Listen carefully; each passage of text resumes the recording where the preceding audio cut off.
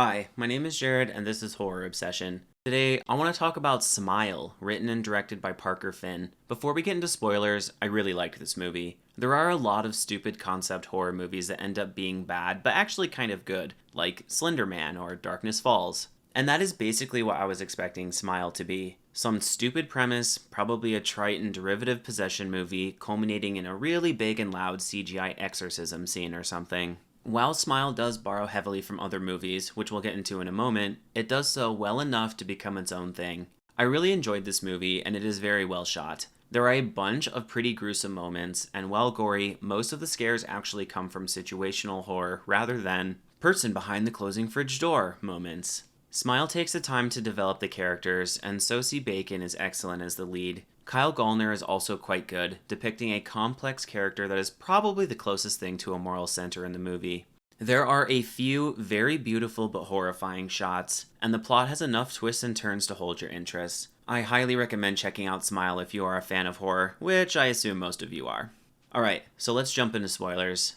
Smile borrows pretty heavily from two movies, It Follows and The Fallen with Denzel Washington. The It Follows parallels are obvious. The main character gets infected by some kind of demon thing that gets passed along to them by someone else who was infected by the same demon thing. Once infected, it stalks the heroine and the constant looming threat starts to drive them mad. In the case of Smile, the infectious agent is trauma rather than sex. Smile has a mature take on trauma in general, but doesn't really say anything revolutionary about it, which is common amongst these trauma porn horror movies. For some reason, trauma is in vogue right now, and it seems like a bunch of elevated horror becomes so by portraying the characters as having suffered trauma. Having a character ghost is a common storytelling element, and what I mean by ghost is something in the character's past that haunts them and informs their actions in the current story. This is not unique to horror. For example, Batman's ghost is the death of his parents. This makes the character more relatable and helps drive the narrative forward, usually culminating in some sort of catharsis for the character. Trauma porn horror has taken this character element and weaponized it by creating entire movies dedicated to characters suffering from their trauma. Think Hereditary or The Babadook. These can be good movies, and I think both of those are, but I have gotten a little tired of this motif and hope horror finds a way to move on to something else soon. Either way, Smile heavily focuses on trauma, and the infected person needs to have suffered trauma in order to be infected. However, usually the person kills themselves in front of the next person to be infected, which is traumatic enough to cause them to be infected, so yeah. I guess they just want to show that people who suffer trauma are damaged and have to put a smile on their face in order to function, and typically people perpetuate the trauma to the next generation. There is a saying in psychiatry, traumatized people traumatize people, which I guess is the overall theme of the movie. Having an identifiable theme at all is a bonus, but what really carries the movie is the ability to care about the characters. Sosie Bacon is especially good as Rose, and the audience is right along with her for the ride.